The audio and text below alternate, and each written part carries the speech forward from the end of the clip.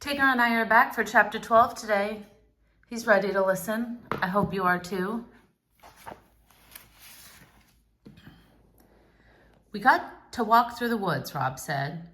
He looked doubtfully at Sistine's bright dress and shiny black shoes. You can give me some of your clothes to wear, she told him. I hate this dress anyway. And so he took her to the motel room, and there, Sistine stood and stared at the unmade beds and the tattered recliner. Her eyes moved over his father's gun case and then went to the macaroni pan from the night before, still sitting on the hot plate. She looked at it all the same way she had looked at the Kentucky Star sign and the motel and him, like she was trying to add it up in her head. Then she saw his carvings, the little wooden village of odd things that he had made. He had them all on a TV dinner tray beside his bed. Oh, she said. Her voice sounded different, lighter. Where did you get those? She went and bent over the tray and studied the carvings, the blue jay and the pine tree and the Kentucky Star sign, and the one that he was particularly proud of, his father's right foot, left size and accurate right down to the little toe. She picked them up one by one and then placed them back down carefully. Where did you get them? She asked again. I made them, said Rob.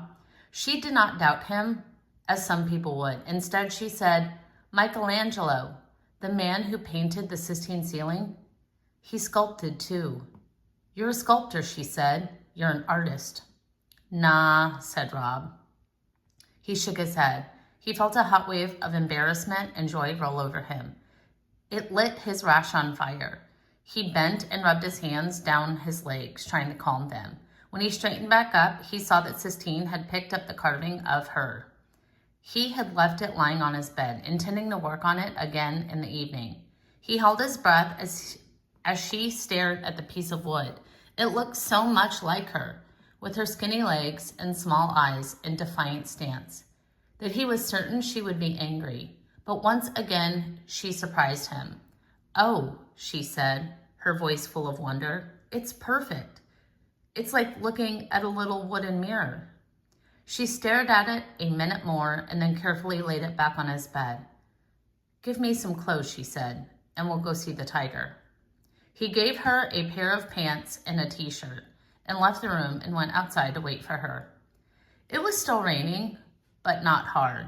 He looked at the falling Kentucky Star. He thought for a minute about one of the not wishes he had buried deeper. A friend. He stared at the star and felt the hope and need and fear course through him in a hot neon arc. He shook his head. Nah, he said to the Kentucky Star. Nah. And then he sighed and stuck his legs out into the rain, hoping to cool them off, hoping to get some small amount of relief.